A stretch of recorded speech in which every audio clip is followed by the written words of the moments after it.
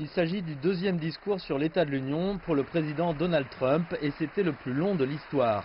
Près d'une heure et demie avec beaucoup de politique interne comme on peut l'imaginer parce que c'est l'occasion de parler à tous les Américains qui ne s'intéressent pas forcément à la politique. Et à 2 ans de la prochaine présidentielle, c'est l'occasion de lancer une campagne de réélection.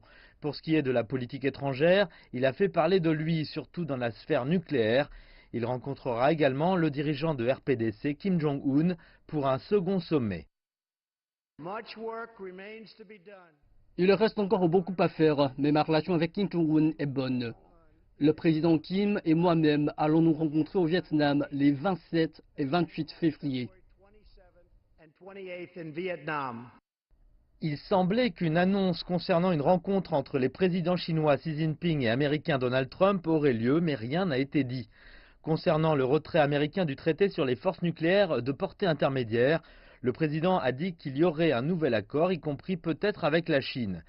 Mais, et c'est un grand mais, s'il ne devait pas y avoir de nouveaux traités, il encouragerait alors une course aux armements. Il a également mentionné le commerce chinois. J'ai beaucoup de respect pour le président Xi et nous travaillons sur un nouvel accord commercial avec la Chine.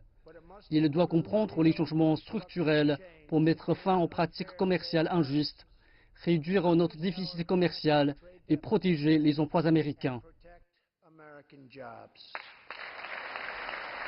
Nous verrons comment les choses vont se passer quand la délégation américaine se rendra en Chine après le Nouvel An chinois.